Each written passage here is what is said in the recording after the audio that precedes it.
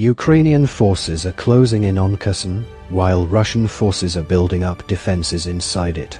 Both sides see the city, in the south of the country, as important to control. However, military experts say a battle for it could prove very costly. Before the war, Kherson had a population of about 380,000. It is on the banks of the Dnipro River, near the Black Sea coast. It is also close to the Crimean Peninsula, a part of Ukraine which Russia annexed in 2014 and which contains a number of its military bases. Kherson is a gateway to Crimea, says Marina Miron, researcher in defense studies at King's College London. Recapturing it would pave the way to reconquering Crimea, which Ukraine aims to do in this war. Kherson's location is also important, says Forbes Mackenzie, a former British Army intelligence officer and chief executive of Mackenzie Intelligence Services. Getting control of the Dnipro River is important because it runs right into the center of Ukraine, he says. Kherson is the only one of Ukraine's regional capitals to have fallen to Russian forces.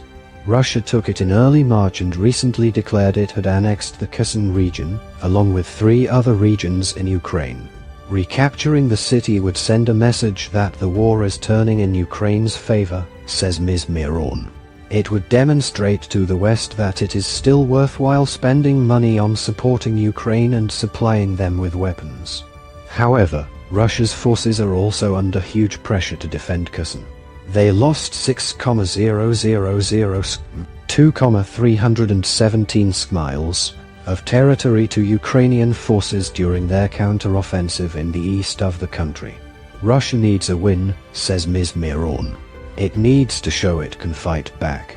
Ukrainian forces have bombarded bridges across the Dnipro with missiles to try and cut Russia's supply lines to the city from the east and south. Its forces have also been advancing gradually on the city from the northwest and the northeast. Ukraine's next major target is the town of Bryslav, upstream on the Dnipro River, says Ms. Miron. Once they take that town, then they can mount an attack on Kherson itself. It could be only a matter of weeks away.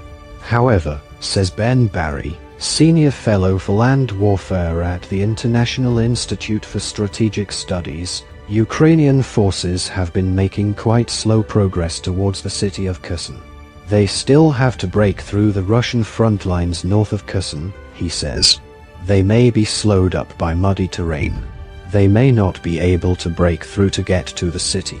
Russia says it has evacuated 70,000 civilians from the city, and there are signs that it is evacuating officials, as well.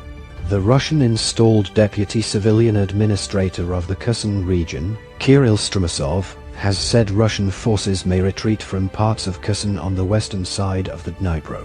Most likely our units, our soldiers, will leave for the left, eastern, bank, he said. However, Ukraine's military has said talk of troop withdrawals may be a ruse.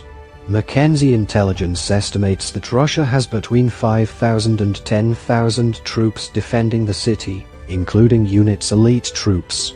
The Institute for the Study of War suggests they are preparing defensive positions within Kherson and to the northwest of the city. There are conflicting narratives, says Ben Barry. Russia is pulling out its administrators, but at the same time it has been putting in paratroopers and naval infantry. An assault to retake Kherson would be extremely costly for Ukrainian forces, says Forbes Mackenzie. The fighting would be house to house and the casualty rate would be very high, he says. The outlook is horrific.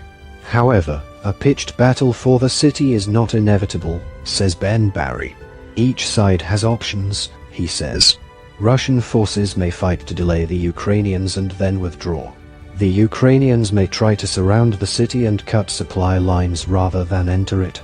It's impossible to second-guess their strategies,